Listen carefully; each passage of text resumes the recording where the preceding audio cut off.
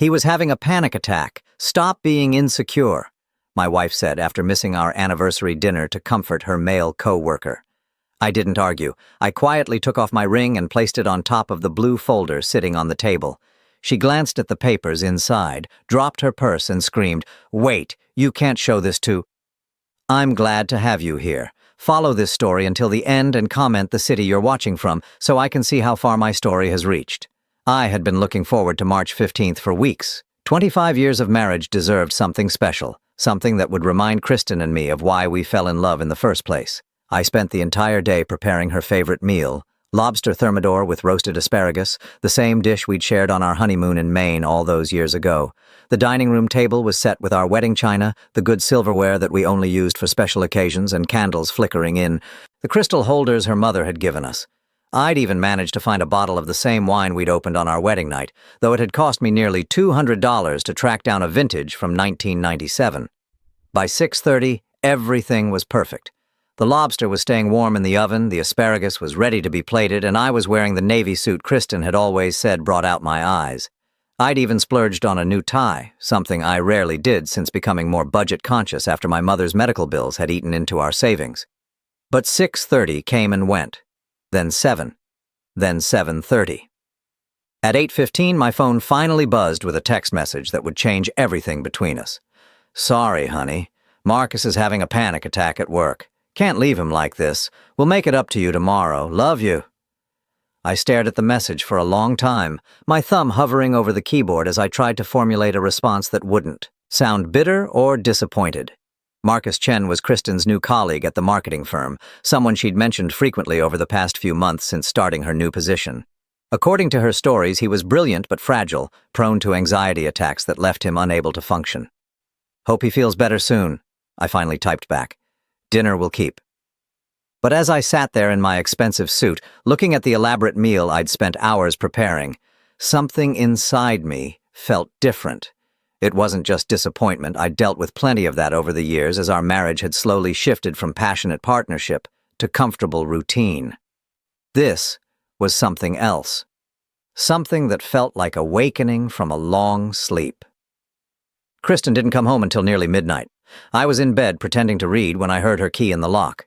She moved quietly through the house, and when she finally slipped into our bedroom, I caught a whiff of something that made my stomach clench.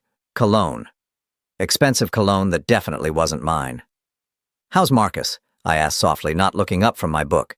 She froze for just a moment before continuing to undress. "Better, thankfully. It was really scary for a while there. I couldn't just abandon him when he was in that state." "Of course not," I said, finally meeting her eyes. In the dim light from my reading lamp, I could see that her makeup was slightly smudged. Her hair not quite as perfect as it had been when she left for work that morning, but it was her expression that caught my attention, the way her eyes darted away from mine just a fraction too quickly. "I'm sorry about dinner, Tim. I know you worked hard on it." "It's fine," I lied. "We can celebrate this weekend." She smiled, but it didn't reach her eyes. "You're the best husband in the world, you know that?" As she headed to the bathroom to wash her face, I found myself staring at the ceiling, my mind racing. 25 years of marriage had taught me to read Kristen's moods, her expressions, her tells, and everything about tonight felt wrong. The next morning, I woke up early and reheated the lobster for breakfast, eating alone while Kristen slept in. The expensive wine had gone flat overnight, and the romantic gesture that had seemed so important yesterday now felt foolish. But as I sat there, mechanically cutting through the reheated seafood, I made a decision that would change everything. I was going to start paying attention. Over the next few weeks, I began to notice things I'd apparently been blind to before. The way Kristen's phone was always face down on the table during dinner, how she'd started working late at least 3 nights a week, always with explanations about urgent projects or client emergencies. The fact that she'd bought new perfume, something light and floral that she claimed made her feel more confident at work. Most telling of all was how she'd become protective of her schedule, in a way she'd never been before.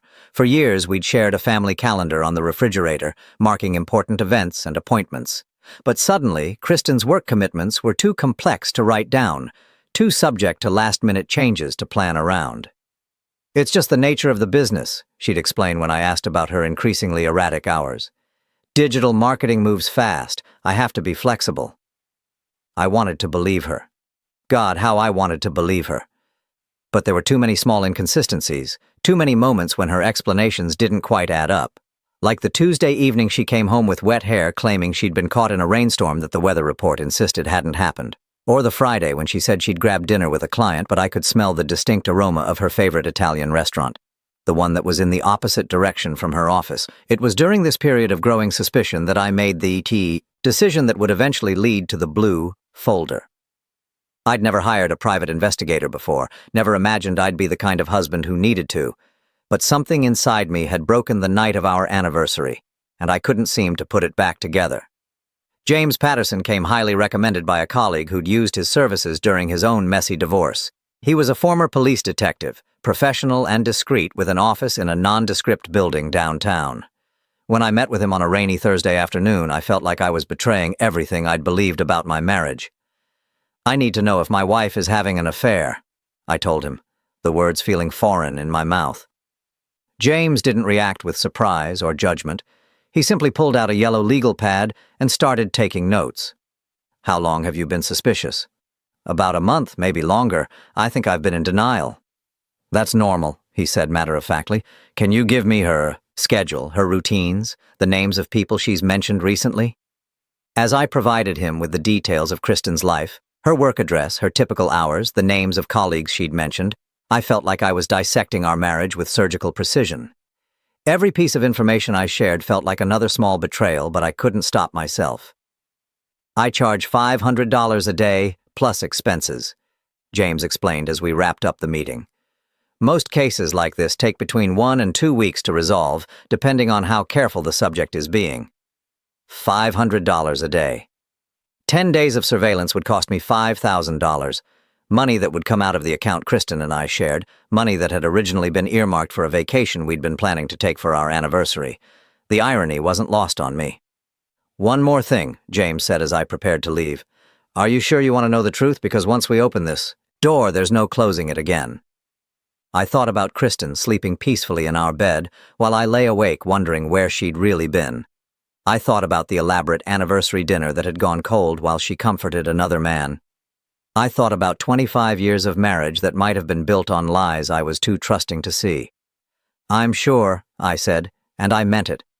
That night, as Kristen told me about her day over dinner, another story about Marcus's ongoing struggles with anxiety, another explanation for why she'd been unreachable for 3 hours in the middle of the afternoon, I listened with new ears. Every detail felt calculated, every explanation too rehearsed. But I smiled and nodded and asked appropriate questions, because I'd learned something important during my meeting with James Patterson. If Kristen was lying to me, if she was living a double life, then I needed to be smarter than she was. I needed to gather evidence, build a case, protect myself. I was done being the trusting husband who believed every story, who never questioned convenient explanations or sudden changes in routine. The blue folder that would eventually hold the truth about my marriage was still days away from existing, but the man who would fill it with evidence had already been born. As I went to sleep that night, listening to Kristen breathe beside me, I wondered if I was sleeping next to a stranger. The woman I'd loved for 25 years, who I'd trusted with my heart, my future, my life. Was she real, or had she been performing for so long that even she'd forgotten who she really was? I would have my answer soon enough. James Patterson would make sure of that. But first I had to survive the next week of pretending everything was normal, of playing the role of the oblivious husband while my world quietly crumbled around me. It was going to be the longest week of my life. The waiting was the hardest part. For 5 days after hiring James Patterson, I went through the motions of normal life while my stomach churned with anticipation and dread. Every morning I kissed Kristen goodbye and wished her a good day at work, knowing that somewhere across town, a stranger was watching her every move. I threw myself into my job at the sales office, staying late to avoid going home to an empty house when Kristen worked her increasingly frequent overtime hours. My colleagues probably thought I was gunning for a promotion, the way I suddenly became obsessed with reorganizing client files and updating prospect databases. The truth was, I needed something to occupy my mind while James Patterson slowly dismantled my marriage. On Wednesday of that week, Kristen announced she'd be working late again. "Big presentation tomorrow for the Morrison account," she explained, gathering her things after a dinner she'd barely touched. Marcus and I need to get the final details hammered out. There was that name again, Marcus, in the 6 weeks since Kristen had started mentioning him. He'd become the explanation for everything. Her late nights, her weekend work sessions, her sudden inability to stick to any schedule we'd previously agreed upon. "Will you be home by 10?" I asked, keeping my voice casual. "Probably closer to 11, she said, already moving toward the door. "Don't wait up." After she left, I sat in our living room, surrounded by the comfortable furniture we'd chosen together, looking at the family photos that lined the mantelpiece. There we were on our wedding day, both of us so young and sure that love would be enough. Our first house, our vacations, Christmas mornings, anniversary dinners from happier years. When had she stopped being happy? When had I stopped being enough? My phone rang at 9:47. James Patterson's voice was calm and professional, but I could hear something underneath it that made my hands shake. "Timothy, we need to meet, tomorrow morning if possible. You found something." "Yes. Can you come to my office at 8 a.m.? I barely slept that night. Kristen came home at 11:15, just as she'd predicted, smelling faintly of wine and wearing an expression of satisfied exhaustion that I'd once found attractive. Now it made me nauseous. "How did the presentation prep go?" I asked as she got ready for bed. "Really well. Marcus has some brilliant ideas for the Morrison campaign. I think we're going to nail it tomorrow." She kissed my forehead before turning out the lights, and I lay there in the dark, wondering if that would be the last time she'd touch me with genuine affection, or if the affection had been fake for longer than I wanted to know. James Patterson's office felt different the next morning. The same sparse furniture, the same motivational posters on the walls, but now there was a manila envelope sitting on his desk that seemed to pulse with dangerous energy. "Before we start," he said, gesturing for me to sit down, "I want you to know that what I'm about to show you will be difficult to see. Are you ready?" I nodded, not trusting my voice. He opened the envelope and spread a series of photographs across his desk like playing cards. Black and white surveillance photos, time-stamped and dated. Each one felt like a physical blow. Kristen entering a hotel lobby with a tall man in an expensive suit. The timestamp read, Tuesday, March 22nd, 6:15 p.m. The night she'd said she was working on the Henderson account presentation, Kristen and the same man sitting across from each other at an intimate restaurant table, leaning close together, her hand covering his. Wednesday, March 23rd, 7:43 p.m., the night of the Morrison presentation preparation. Kristen kissing the man goodbye in the parking lot of the same hotel, her arms wrapped around his neck in a way that spoke of long familiarity. Thursday, March 24th, 10:28 p.m., last night when she'd come home, claiming to be exhausted from work. "His name is Marcus Chen," James said quietly. "He's not her colleague. He's the regional marketing director for Chen Industries, a company that has no business relationship with your wife's firm." I stared at the photographs, my vision blurring slightly around the edges. "How long?" "Based on what I've observed, at least 3 months. But Timothy, there's more." He pulled out another set of documents, financial records, printed emails, copies of legal paperwork that made my blood run cold. "Your wife and Marcus aren't just having an affair. They're planning to start their own marketing consultancy. They've been using insider information from both of their current employers to build a client list, and they've been meeting with potential investors for the past 6 weeks. I felt like I was underwater, trying to process information that seemed to float just out of reach. Insider information? Client lists, marketing strategies, competitive intelligence. They're essentially planning to steal from both companies to launch their new venture. The initial investment meetings started in February, right around the time your wife's schedule became irregular." He showed me email printouts where Kristen and Marcus discussed which clients they could transition to their new firm, how much startup capital they'd need, and which of their current colleagues they might be able to recruit. The level of detail was staggering. They'd been planning this for months, maybe longer. But it was the last document that truly broke my heart. A handwritten note in Kristen's familiar script, apparently scanned and emailed to Marcus.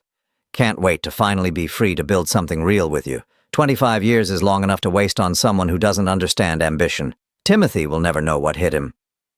I set the note down with hands that had started trembling. James was talking, explaining how he'd obtained the information, outlining the legal implications of what Kristen and Marcus were planning, but his words sounded distant and muffled. 25 years is long enough to waste on someone who doesn't understand ambition. She hadn't just fallen out of love with me. She'd grown to despise me, to see our entire marriage as a waste of time, an obstacle to overcome on her way to whatever she thought she deserved. "Timothy," James's voice cut through my spiral of thoughts. "Are you all right?" I looked up at him, this stranger who now knew more about my marriage than I did. "What do I do now?" "That depends on what you want. If you're thinking about divorce, this evidence will be helpful. If you want to report their business plans to their current employers, I can facilitate that. If you want to confront your wife, I'd recommend having legal representation present." Legal representation. Divorce. Reporting them to their employers. A month ago, my biggest concern had been whether to splurge on premium cable channels. Now I was planning the destruction of a 25-year marriage and possibly 2 careers.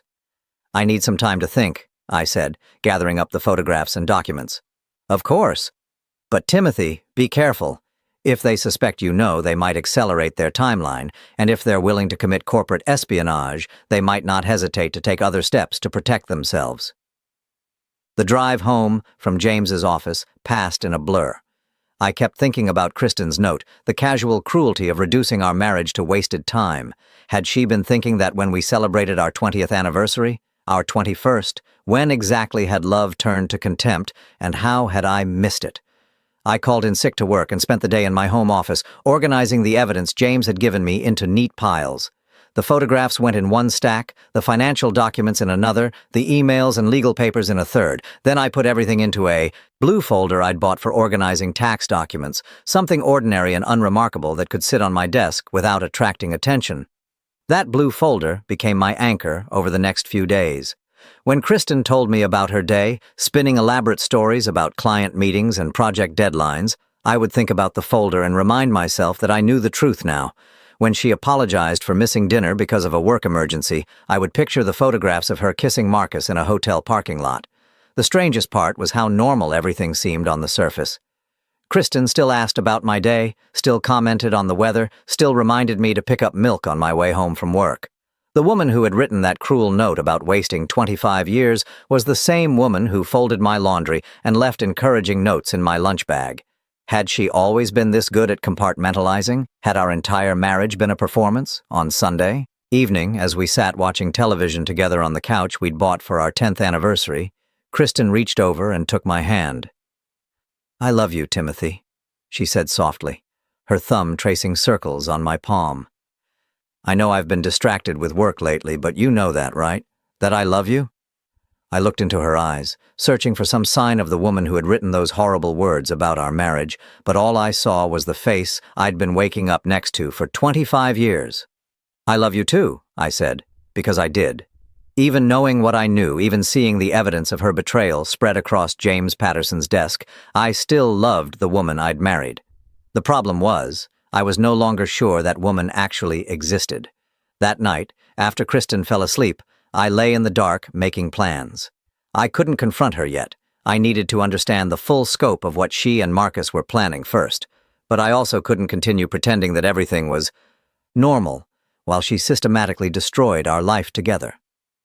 The blue folder sat in my desk drawer, waiting for me to decide what to do with its contents. But for the first time since this nightmare had started, I felt like I had some control over the situation. Kristen might be playing a game I hadn't known existed, but now I knew the rules. I spent the next week becoming someone I'd never been before, a husband who investigated his own wife. Every morning after Kristen left for work, I would pull out the blue folder and study its contents like a detective building a case. But the more I learned, the more I realized that what James Patterson had uncovered was just the beginning. The breakthrough came on a Thursday evening when Kristen made a mistake that would cost her everything. She was in the shower getting ready for another late client meeting when her phone buzzed on the nightstand. Without thinking, I glanced at the screen and saw a text from Marcus that made my blood freeze. Investment meeting moved to Friday. Patterson Industries confirmed 300,000. We're almost there, baby. Patterson Industries. I knew that name. They were one of my company's biggest competitors, a firm we'd been trying to land for months. If Kristen and Marcus were meeting with them, it could only mean one thing. They were stealing our clients along with everything else. I quickly wrote down the details and slipped the phone back into place, just as I heard the shower turn off. When Kristen emerged, wrapped in her terry cloth robe, I was reading a magazine as if nothing had happened. "Who was that?" I asked casually, not looking up from an article about golf techniques I had no interest in learning. Who was what? Your phone buzzed. Thought it might be important.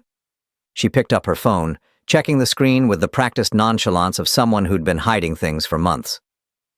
Just a reminder about tomorrow's presentation. Nothing urgent. Another lie delivered so smoothly that if I hadn't seen the text myself, I would have believed it completely. The next morning, I called in sick again and drove to James Patterson's office with a list of questions that had kept me awake all night. I need you to dig deeper, I told him, sliding a piece of paper across his desk. Patterson Industries, Chen Industries, anyone else they might be meeting with? I think this is bigger than we thought. James studied my handwritten notes, his expression growing more serious as he read. Industrial espionage, he said finally. If they're stealing client information and using it to poach accounts, we're talking about felony charges, not just adultery. Can you prove it?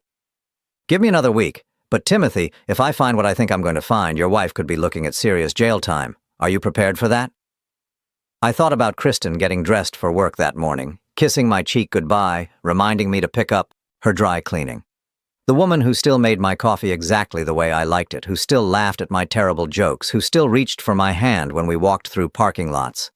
I'm prepared for the truth, I said, whatever it is. That weekend, Kristen announced she needed to work both Saturday and Sunday to prepare for a major presentation the following week. It's the biggest account we've ever pitched, she explained as she packed her laptop bag. If we land this one, it could change everything for the company. I smiled and told her I understood, kissed her goodbye, and wished her luck. Then I spent the weekend doing something I'd never imagined I'd have to do. I followed my own wife. Saturday morning, instead of going to her office building, Kristen drove to the Marriott downtown. I parked across the street and watched as she met Marcus in the lobby, both of them dressed like they were attending a funeral rather than a casual work session. They disappeared into the elevator together, and I spent the next 3 hours sitting in my car, wondering what they were really doing in that hotel room. Sunday was worse. This time, they met at an expensive restaurant on the other side of town, joined by 2 men in expensive suits who looked like the kind of people who made 7-figure decisions over lunch. I couldn't get close enough to hear their conversation, but I didn't need to. The body language told the story. Leaning in conspiratorially, shaking hands over contracts, raising champagne glasses to toast agreements I wasn't supposed to know about. When Kristen came home Sunday evening, she was glowing with excitement. How did the presentation prep go? I asked, setting aside the book I'd been pretending to read. Amazing. I think we're really onto something special, Tim. This could be the opportunity I've been waiting for my whole career. She wasn't lying about that part. This was the opportunity she'd been waiting for. The chance to steal enough clients and inside information to launch her own company with her lover.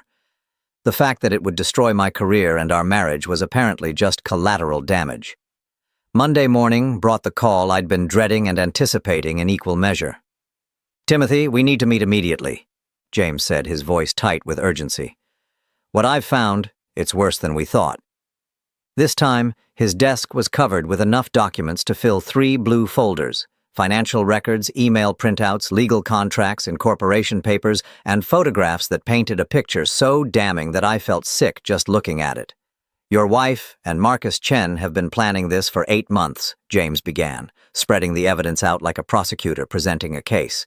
They've already incorporated their new company, MC Strategic Solutions. They've secured initial funding of $500,000 from investors who think they're getting proven marketing executives with established client relationships. He showed me copies of the incorporation papers, filed in February, listing Kristen as CEO and Marcus as Chief Strategy Officer. Their business address was a luxury office suite downtown, already leased and furnished with money from their investors. But here's the really damaging part, James continued, pulling out a thick folder of printed emails. They've been systematically copying client databases from both their employers. Your wife has been photographing confidential documents, copying strategic plans, even recording private meetings without permission. The emails between Kristen and Marcus were breathtakingly casual in their criminality. They discussed which clients would be easiest to steal, how to time their resignations for maximum damage to their current employers, and how much proprietary information they'd need to copy before making their move. But it was the personal emails that cut the deepest. I can't wait to be done. Pretending, Kristen had written in one message. 25 years of playing house with someone who has no vision, no ambition, no drive to be anything more than ordinary. Timothy's a good man, but he's small-minded. He'll never understand what we're building. In another, the hardest part isn't the lying. It's having to act grateful for a life I outgrew years ago. When we launch MC Strategic, I'll finally be free to be who I really am. And the most devastating, Tim still thinks I'm the same 25-year-old girl he married. He has no idea that person died of boredom years ago. I set that last email down and looked up at James, who was watching me with the careful expression of someone who'd delivered bad news to too many people. "There's more," he said gently. "They're planning to resign from their current jobs next Friday and start poaching clients immediately. They expect to be fully operational within 30 days. Next Friday," I repeated numbly. "That's in 6 days. Yes, and Timothy, there's something else you need to know. Your wife has been transferring money from your joint savings account into a personal account she opened 3 months ago. Small amounts, never enough to trigger alerts, but it adds up to just over $37,000. $37,000. Money we'd saved together, money that was supposed to be for our future, for emergencies, for the life we were supposed to be building together. She'd been stealing from me to fund her escape plan. I thought about all the times she'd suggested we should be more careful with money, all the small economies she'd proposed over the past few months. No wonder she'd been so concerned about our budget. She was secretly draining our savings to finance her new life with Marcus. "What are my options?" I asked, my voice sounding distant to my own ears. "Legally, you have several courses of action. You can report the corporate espionage to both employers. They'll likely face criminal charges. You can freeze your joint accounts to prevent further theft. You can file for divorce and use this evidence to protect your assets, or—" He paused, studying my face carefully. "You can confront them before they make their move." "What do you mean?" "They think they're safe. They think you're the trusting husband who will never suspect anything. But you have 6 days to disrupt their timeline, to take control of the situation before they can execute their plan." I gathered up the evidence, now enough to fill 2 blue folders instead of 1, and drove home in a daze. The house felt different when I walked through the door, tainted by the knowledge of what Kristen had been planning in these same rooms, where we'd shared 25 years of what I'd thought was genuine love. That evening, as Kristen told me about her day, more lies about client meetings and project deadlines, I found myself studying her face like I was seeing it for the first time. How had someone I'd loved for so long become so skilled at deception? When had she learned to look me in the eyes while systematically destroying everything we'd built together? "You seem distracted tonight," she said as we got ready for bed. "Everything okay?" I looked at her. Really looked at her. And for the first time in weeks, I told her the complete truth. "Actually, I've been thinking a lot lately about ambition," I said carefully. "About what it means to build something meaningful with your life." Her eyes flickered with interest. "What brought that on?" "Just wondering if I've been too small-minded, you know. Too satisfied with ordinary when I should be reaching for something bigger." For just a moment, her mask slipped. I saw excitement flash across her face, followed quickly by calculation as she tried to figure out if this conversation was leading somewhere dangerous. "I think," she said slowly, "that it's never too late to dream bigger, to want more. Even if it means leaving behind everything you've built before. Especially then," she said, and there was real passion in her voice now. "Sometimes you have to be willing to burn down the old life to build the new one." I nodded thoughtfully, as if I were considering her words instead of recognizing them as a confession. "You're right," I said. "Sometimes you do have to burn down the old life." She smiled and kissed my forehead, the same gentle gesture she'd been giving me for 25 years. But now I understood what I was really seeing, the kiss of Judas, delivered with practiced tenderness by someone who'd already decided I was expendable. As she drifted off to sleep beside me, I lay in the dark, making plans of my own. Kristen thought she was 6 days away from freedom, from finally escaping the small-minded husband who'd never understood her ambition. She was wrong about a lot of things, but she was especially wrong about that timeline. Her old life was going to burn down much sooner than she expected. The thing about living with a master manipulator is that once you recognize the techniques, you start to see them everywhere. Over the next few days, as I waited for the right moment to act, I watched Kristen deploy every psychological weapon in her arsenal with the precision of a surgeon. It started Tuesday morning when I mentioned casually that I'd been thinking about our future. "Oh," she said, not looking up from her coffee. but I could see the tension in her shoulders, the way her grip tightened slightly on her mug. Yeah, just wondering if we should be more adventurous, maybe make some big changes. She set down her coffee and turned to face me, her expression carefully neutral. What kind of changes? I don't know. Career moves, maybe. Life moves. Sometimes I feel like we've gotten stuck in a routine. For the next 20 minutes, Kristen gave me a masterclass in psychological manipulation. She started with validation, telling me how proud she was that I was finally thinking about growth, how she'd been hoping I'd develop more ambition. Then came the subtle undermining. Questions about whether I was really ready for big changes, whether I had the skills to compete in today's marketplace, whether I might be having some kind of midlife crisis. I just want to make sure you're thinking clearly about this, she said, reaching across the table to squeeze my hand. You've been so comfortable in your current position for so long. Sometimes when people start talking about dramatic changes, it's because they're feeling insecure about something else. Insecure. The word hung in the air between us like a slap. She was already laying the groundwork for her eventual exit, planting seeds that would let her paint me as the unstable one when she finally left. You might be right, I said, playing my part. Maybe I'm just going through a phase. That's what I love about you, Tim, she said, her smile warm and patronizing. You're so self-aware, so willing to listen to reason. That afternoon, I met with my lawyer for the first time. Sarah Mitchell was a family law attorney who came recommended by James Patterson, someone who specialized in high-asset divorces involving corporate malfeasance. Her office was decorated in soothing blues and grays, designed to make people going through the worst moments of their lives feel slightly more human. This is quite a case, she said after reviewing the evidence I'd brought. Corporate espionage, theft, fraud, your wife and her partner have exposed themselves to both criminal and civil liability. What's my best move? From a legal standpoint, you want to act before they do. File for divorce, freeze the joint accounts, report the corporate theft to their employers, strike hard and fast before they have time to hide assets or destroy evidence. And from a personal standpoint? Sarah leaned back in her chair, studying me with the careful attention of someone who'd seen every variation of human betrayal. That depends on what you want. Justice, revenge, a clean break, or are you still hoping to save the marriage? I thought about Kristen's performance that morning, the way she'd managed to make me question my own sanity while simultaneously planning to destroy my life. I want her to understand that actions have consequences, I said finally. I want her to realize that she misjudged me. Then timing is everything. You need to confront her when she's most vulnerable, when she thinks she's safest. People like your wife, they're most dangerous when they're cornered, but they're most honest when they think they've already won. That evening, Kristen came home with Chinese takeout and a bottle of wine, more affectionate than she'd been in months. She curled up next to me on the couch, her head on my shoulder, talking about her day in the kind of intimate detail she usually reserved for special occasions.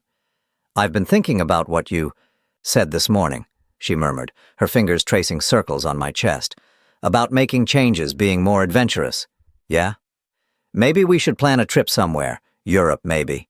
Take a real vacation for once. I almost laughed. Europe.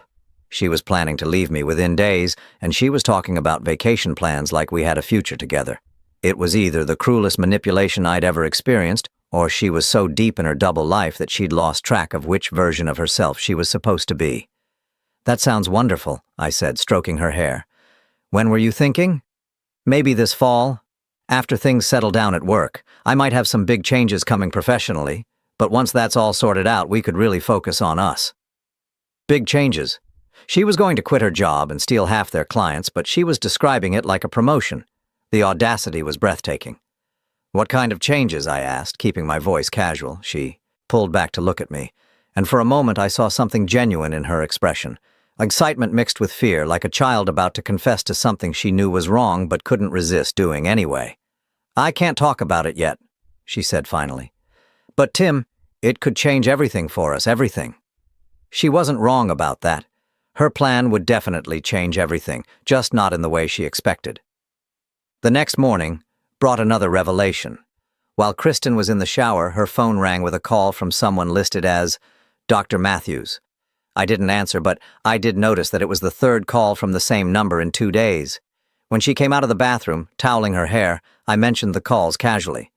"Oh, that's probably about my appointment next week," she said, but I caught the slight hesitation before she answered. "Everything okay? You didn't mention any appointments." "Just routine stuff. You know how doctors are, they want to follow up on everything." Another lie, delivered with the same practiced smoothness. But this one felt different, heavier somehow. I added it to my mental list of things to investigate, another thread in the web of deception she'd been weaving around our marriage. That afternoon, while Kristen was at her client meeting, which I now knew was actually a planning session with Marcus and their investors, I called Dr. Matthews's office. "I'm calling about my wife's upcoming appointment," I told the receptionist. "Kristen Henderson? I wanted to confirm the time." "Let me check. I'm sorry, sir, but I don't show any appointments for a Kristen Henderson. Are you sure you have the right office?" "This is Dr. Matthews' office, right? Internal medicine?" "No, sir. This is Dr. Matthews' fertility clinic." The phone slipped in my hand. Fertility clinic. Kristen was 50 years old and we'd never discussed having children. We'd never even discussed the possibility of having children. But she was calling a fertility clinic while planning to leave me for another man. The implications hit me like a physical blow. She wasn't just planning to steal my clients and my money, she was planning to have Marcus's baby. They weren't just starting a business together, they were starting a whole new life, complete with the family we'd never had. I hung up the phone and sat in my car in the parking lot of an office building downtown, staring at nothing while my mind raced. 25 years of marriage, and she'd never once suggested that she might want children. But apparently, with the right man, the ambitious man, the man who understood her vision, she was ready to become a mother. It was the final piece of evidence I needed to understand exactly how expendable I'd become in her new life plan. I wasn't just the boring husband she'd outgrown. I was the obstacle preventing her from having everything she'd ever really wanted. That night, I made my decision. Tomorrow was Thursday, exactly 1 week before Kristen and Marcus planned to resign from their jobs and launch their new company. It was time to show them both that they'd underestimated the small-minded husband who supposedly lacked vision and ambition. But first, I had one more performance to give. As Kristen got ready for bed, chatting about her fictional day at the office, I played the role of the trusting husband one last time. "I love you," I told her as she settled in beside me, and I meant it. I loved the woman I'd married, the woman I'd thought I'd been living with for 25 years. The fact that she might never have actually existed didn't change how I felt about her. "I love you too," she said, kissing my cheek with the same tenderness she'd always shown. "More than you know." More than I knew. She was right about that too. I hadn't known about Marcus, about the business plan, about the stolen money, about the fertility clinic, about any of it. I'd been living in a fantasy while she'd been planning her escape. But as I lay there listening to her breathe in the darkness, I felt something I hadn't expected. Relief. For months I'd been questioning my instincts, wondering if I was being paranoid or jealous or small-minded. Now I knew the truth. My instincts had been right all along. I wasn't crazy and I wasn't insecure. I was married to a stranger who'd been playing a 25-year con game, and tomorrow I was going to end it. The blue folders in my desk drawer contained enough evidence to destroy 2 careers and send 2 people to prison. But more importantly, they contained something I'd been missing for months: the truth about my own life. Tomorrow, Kristen was going to discover that the small-minded husband she'd been manipulating for months had been building a case against her with the same methodical attention to detail that had made me successful in business. She was going to learn that underestimating someone for 25 years doesn't make them weak, it makes them invisible until the moment they choose to be seen. And when that moment came, she was going to realize that she'd made the biggest mistake of her carefully planned life. She'd betrayed the wrong man. Thursday morning arrived with unseasonable warmth for April, the kind of spring day that usually filled me with optimism about the future. But as I sat at our kitchen table watching Kristen prepare for what she thought was just another day of deception, I felt nothing but cold determination. She was humming while she made coffee, the same unconscious melody she'd been humming for weeks. Now I understood why. It was probably a song Marcus had introduced her to, another small intimacy they shared that had nothing to do with our marriage. "You're up early," she said, noticing I was already dressed in my best suit. "Big day at work," I replied, which wasn't entirely a lie. "Important presentation." She smiled and kissed my cheek, the same gesture she'd given me thousands of times before. But this morning I noticed how quickly she pulled away, how her attention was already somewhere else. "I'll probably be late again tonight," she said, gathering her things. "The Morrison account needs some last-minute adjustments." Morrison account. Even now, with everything I knew, she was still lying about details that didn't matter. It was like a compulsion with her, an inability to tell the truth even when a simple, "I'll be late," would have sufficed. "Of course," I said. "I understand." After she left, I sat in the quiet kitchen for a few more minutes, gathering my resolve.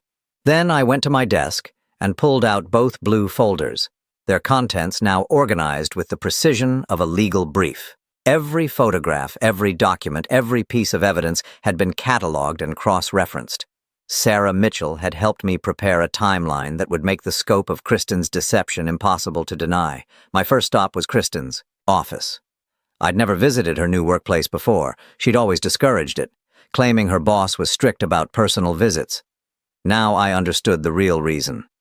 The building was exactly the kind of sleek, modern space that would appeal to someone planning to steal proprietary information. Glass walls, open floor plans, workstations where it would be easy to photograph documents without being noticed. The receptionist looked surprised when I introduced myself as Kristen Henderson's husband. "Oh, I didn't realize Kristen was married," she said, checking her computer screen. "Are you here to see her? Because she's not in today. She called in sick this morning." Sick? Of course she had. She was probably across town right now, meeting with Marcus to finalize the details of their resignation letters. "Actually, I was hoping to speak with her supervisor," I said. "It's about a security matter." 20 minutes later, I was sitting across from David Walsh, Kristen's department head, watching his expression change from confusion to alarm as I spread the contents of my blue folders across his conference table. "This is quite serious," he said, studying the photographs of Kristen and Marcus at their clandestine meetings. "If she's been copying client information." "She has," I said, showing him the printed emails where she and Marcus discussed which accounts they planned to steal. "They've been planning this for months. They intend to resign tomorrow and start poaching your clients immediately." David's face went pale as he read through the evidence. "We'll need to involve legal counsel immediately, and security. If she has access to our systems—" "I've already made copies for your legal team," I said, handing him a sealed envelope. "But I wanted you to know before I take the next step." "Which is?" I looked out the conference room window at the city below, thinking about Kristen somewhere out there, believing she was hours away from pulling off the perfect crime. "I'm going to give her a chance to confess," I said. "Tonight." My next stop was Chen Industries, where a similar conversation with Marcus's supervisor yielded the same shocked reaction and promises of immediate legal action. By noon, both companies had frozen access to their systems for both Kristen and Marcus, changed passwords, and begun internal investigations that would ultimately lead to criminal charges. But I wasn't done yet. My final appointment of the day was with the investors who'd been funding MC Strategic Solutions. James Patterson had identified them through corporate records, 3 businessmen who thought they were backing experienced marketing executives with legitimate client relationships. They deserved to know they'd been lied to. The meeting took place in a downtown office building, in a conference room that smelled like expensive cologne and broken dreams. When I finished presenting my evidence, the lead investor, a man named Robert Kim, sat back in his chair and let out a long, slow whistle. $500,000, he said quietly. "They've already spent nearly $200,000 of it on office space and equipment." "I'm sorry," I said, and I meant it. These men had been victims of Kristen's scheme just as much as I had. "Don't be sorry," Robert said, his voice hardening. "Be thorough. We want every dollar back, plus damages. Your wife and her partner are going to learn what happens when you steal from people who have lawyers on retainer." That evening I went home and prepared for the most important performance of my life. I set the dining room table with our wedding china, lit candles, opened a bottle of wine. To anyone watching, it would look like I was planning a romantic dinner. But the blue folders were waiting in my study, along with the divorce papers Sarah Mitchell had prepared that afternoon. Kristen came home at 7:30, looking flustered and distracted. She barely noticed the elaborate table setting as she hurried toward the stairs. "Sorry, Tim. I need to shower and change. Long day." "Wait," I said, my voice calm but firm. "We need to talk." Something in my tone made her stop and turn around. For the first time in months, I had her complete attention. "Is everything all right?" she asked, and I heard genuine concern in her voice. She still cared about me, in whatever way she was capable of caring about anyone. "Sit down," I said, gesturing to the dining room table. "Please." She moved slowly, her eyes darting around the room as if looking for escape routes. When she saw the blue folders sitting beside my place setting, her face went very pale. "Tim, what's going on?" I poured myself a glass of wine with steady hands, then looked across the table at the woman I'd loved for 25 years. "I know about Marcus," I said simply. The effect was immediate and devastating. Kristen's carefully maintained composure cracked like thin ice, and I saw raw fear flash across her features before she tried to pull herself together. "I don't know what you mean." "I know about the affair. I know about MC Strategic Solutions. I know about the stolen client lists, the fraudulent investor meetings, the money you've been taking from our savings account." I opened the first blue folder and pulled out the photograph of her kissing Marcus in the hotel parking lot. "I know about the fertility clinic." That last detail hit her like a physical blow. She actually flinched, her hand moving instinctively to her stomach, in a gesture that told me everything I needed to know. "You're pregnant," I said. Not a question, but a statement of fact. Tears started streaming down her face, but she still didn't speak. She just stared at the photograph as if it were a snake that might bite her. "How long?" I asked. 6 weeks, she whispered. 6 weeks. While she'd been lying to my face every day, while she'd been stealing from me and planning to destroy my career, she'd been carrying another man's child. "Why?" I asked, and my voice broke slightly on the word. 25 years, Kristen. Why wasn't that enough?" She looked up at me then, and for the first time in months I saw the real woman underneath the performance. She was terrified, desperate, and completely trapped. "Because I was dying," she said, her voice barely audible. "Every day in this house, in this life, I felt like I was disappearing. You're a good man, Tim, but you never wanted more than this. You never wanted to build something bigger, to take risks, to really live. So you decided to steal and lie and destroy everything we built together?" "I decided to save myself," she said, anger finally breaking through the fear. "I'm 50 years old. This was my last chance to have the life I actually wanted instead of the one I settled for." Settled for. There it was. The truth I'd been afraid to hear. Our entire marriage had been her settling for less than what she thought she deserved. I opened the second blue folder and spread its contents across the table. Bank records showing her theft, emails detailing the corporate espionage, legal documents proving the fraud. Her face went whiter with each piece of evidence. "Your last chance is gone," I said quietly. "Both companies know what you've been doing. The investors know they've been lied to. The police will probably be involved by tomorrow." She started crying harder then, ugly sobs that shook her whole body. "Tim, please, we can work this out. I can fix this." "How? By lying to me some more? By stealing more money? By having Marcus's baby while pretending to be my faithful wife?" She had no answer for that because there was no answer. She'd constructed such an elaborate web of deception that there was no way back to anything resembling truth. I pulled out the divorce papers and set them beside the evidence. "I've filed for divorce," I said. "I've frozen our joint accounts to prevent any more theft. I've reported the corporate espionage to both your employers, and I've provided evidence of fraud to the investors you've been deceiving." She stared at the papers, her hands shaking too badly to pick them up. "You can sign these now, or you can sign them after you've hired a lawyer and spent money you don't have fighting a case you can't win. Either way, this marriage is over." "Tim, please," she whispered. "I know I've made mistakes, but we can—" "Mistakes?" I cut her off, my voice harder than I'd ever heard it. "Forgetting to take out the trash is a mistake. Sleeping with another man while planning to steal my career and my money, that's not a mistake, Kristen. That's who you really are." She collapsed forward, her face in her hands, sobbing so hard she could barely breathe. Part of me, the part that had loved her for 25 years, wanted to comfort her, to find some way to fix this impossible situation, but the larger part of me, the part that had been humiliated and betrayed and systematically deceived for months, felt nothing but cold satisfaction. She was finally experiencing consequences for her actions, finally understanding that her choices had prices she couldn't afford to pay. "What about the baby?" she asked through her tears. I looked at her for a long moment, this woman who'd been planning to leave me for months while pretending to love me every night. "That's between you and Marcus," I said finally, "assuming he still wants anything to do with you when he finds out his business partner just destroyed both your careers." She looked up at me with red, swollen eyes. "You told them everything?" "I told them the truth, something you seem to have forgotten how to do." She signed the papers with shaking hands, her tears smearing the ink. When she finished, she looked up at me one last time. I did love you, she said. At the beginning, I really did. I know, I said, and I meant it. But love without respect, without honesty, without loyalty, that's not really love at all. That's just convenience.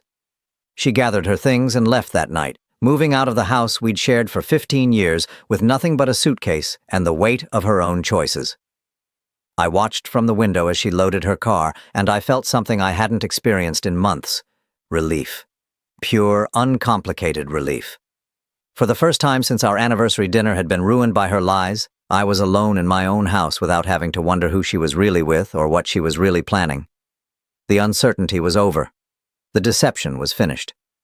The blue folders sat empty on the dining room table, their contents now in the hands of lawyers and investigators who would ensure that justice was served. But their real purpose had already been fulfilled. They had given me back the truth about my own life. 6 months later, I stood in the kitchen of my new apartment making coffee for one person and finding peace in the simple ritual.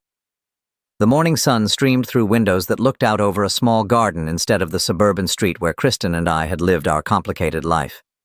Everything here was mine, chosen by me, arranged by me, paid for with money that belonged only to me. The aftermath of that night had unfolded exactly as I'd expected, though with more drama than I'd anticipated. Kristen and Marcus had both been arrested within a week, charged with corporate espionage, fraud, and theft. The investors had sued for recovery of their funds plus damages. Both companies had fired them immediately and were pursuing their own legal remedies. Marcus, it turned out, was less committed to their grand romance when it came with criminal charges attached. He'd tried to pin the entire scheme on Kristen, claiming she'd manipulated him into participating. The courts hadn't believed him, but the betrayal had shattered whatever illusions Kristen still held about their future together. She'd called me once about 3 months after everything collapsed, sobbing into the phone about how she'd lost everything: her job, her freedom, her lover, and the baby she'd miscarried during the stress of the legal proceedings. "I'm sorry," she'd whispered through her tears. "Tim, I'm so sorry for everything." I'd listened to her cry for nearly 10 minutes before responding, not because I was cruel, but because I was trying to find some emotion other than pity for this woman who'd once been the center of my world. "I'm sorry too," I'd said finally. "Sorry that you thought so little of me, and of yourself, that you believed this was your only option." That had been our last conversation. The divorce was finalized 2 weeks later, and I'd signed the papers with the same sense of relief I'd felt that first night. Some chapters of life end with dramatic confrontations, but others simply close with the quiet sound of a pen on paper. Now, as I sat in my small dining room reading the morning news over breakfast, I reflected on how different my life looked than it had a year ago. The house was gone, sold to cover Kristen's legal fees and restitution payments. Most of our shared possessions had been divided or sold, but everything I'd kept felt essential, purposeful, free of the complicated history that had weighed down our shared life. My career had actually improved in ways I'd never expected. Word of how I'd handled the corporate espionage situation had spread through our industry, earning me a reputation for integrity and thoroughness that had led to a promotion and a significant raise. The betrayal that was supposed to destroy my professional life had instead enhanced it. More importantly, I'd discovered something about myself during those months of investigation and confrontation. I wasn't the passive, unambitious man Kristen had described in her emails. I was methodical, strategic, and capable of making difficult decisions when the situation required it. I simply chose my battles carefully. The doorbell interrupted my thoughts. When I opened it, I found Sarah Mitchell holding a bottle of champagne and wearing the satisfied expression of a lawyer who'd just won a significant case. "It's over," she said, stepping into my apartment. "Kristen pled guilty to all charges this morning: 18 months in minimum security prison, 5 years probation, and full restitution to all parties. Marcus got 2 years since the judge wasn't impressed with his attempt to blame everything on your ex-wife." I took the news calmly, feeling neither triumph nor sadness. Justice had been served, but it felt more like the completion of a necessary process than a cause for celebration. "How do you feel?" Sarah asked, studying my expression carefully. "Free," I said, and realized it was completely true. For the first time in years, I feel completely free. We opened the champagne, though neither of us was really in a celebrating mood. This wasn't a victory party. It was more like a wake for the life I'd thought I'd been living. "What's next for you?" Sarah asked as we sat on my small balcony, looking out over the city. I'm thinking about traveling, I said. There are places Kristen never wanted to go, things she thought were boring or unsophisticated. Maybe it's time I found out what I actually enjoy when I'm not trying to please someone else. That sounds healthy. And I'm thinking about writing, I added, surprising myself by saying it out loud, about what it's like to discover that the life you thought you were living was completely fictional. Sarah nodded thoughtfully. There might be other people who could benefit from hearing that story. After she left, I sat alone on my balcony as the sun set over the city. In the distance, I could hear the sounds of other people's lives. Traffic, conversations, music from open windows. But instead of feeling lonely, I felt connected to something larger than the small, deceptive world I'd been living in with Kristen.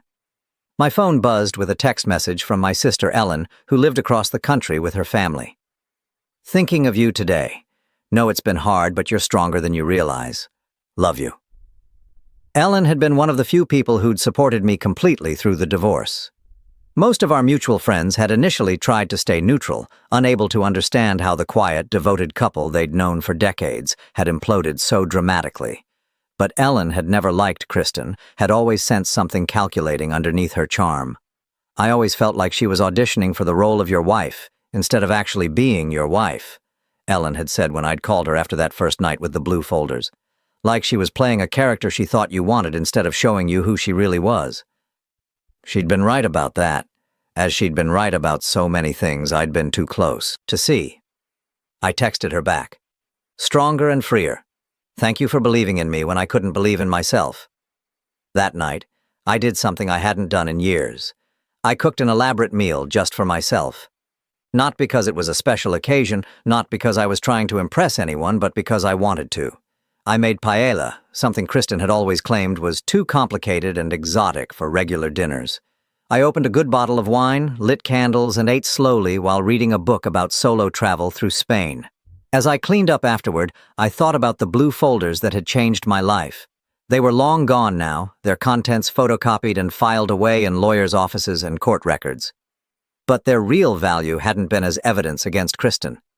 Their real value had been as proof to myself that I was capable of more than I'd believed. I'd spent 25 years trying to be the husband I thought Kristen wanted, accommodating her moods, supporting her dreams, believing that love meant making myself smaller so she could feel larger. But that hadn't been love. It had been fear. Fear of losing her, fear of being alone, fear of discovering that I might not be enough for someone I thought was extraordinary. Now I understood that the extraordinary thing wasn't Kristen's ambition or intelligence or charm. The extraordinary thing was what happened when someone finally chose to be honest about what they wanted, what they deserved, and what they were willing to accept. Kristen had been dishonest about all of those things, and it had destroyed her life. But in forcing me to confront the truth about our marriage, she'd accidentally given me the greatest gift possible, the chance to build a life based on who I actually was, instead of who I thought someone else wanted me to be. Over the following months, I did travel to Spain, where I discovered that I loved flamenco music and late dinners and conversations with strangers in broken Spanish. I learned to paint watercolors, took a creative writing class, and started volunteering at a literacy center where I helped adults who were learning to read. I went on dates with women who knew nothing about my history, except that I was a recently divorced man who'd decided to explore new possibilities. Some of those dates led to second dates, and one led to a relationship with a woman named Catherine who taught art therapy and had the most honest laugh I'd ever heard. But more than any of that, I learned to enjoy my own company. I learned that being alone wasn't the same as being lonely, that cooking for one person could be just as satisfying as cooking for two, that having complete control over your own life was a luxury worth protecting. The blue folders were gone, but the man they'd helped create was still here. Stronger, wiser, and finally free to become whoever he chose to be. On the first anniversary of the night, everything had changed. I made myself the same meal I'd prepared for Kristen, lobster thermidor and roasted asparagus, with the same expensive wine I'd opened for our anniversary dinner. But this time, I ate every bite while it was still hot, savored every sip of wine, and felt grateful for every moment of peace.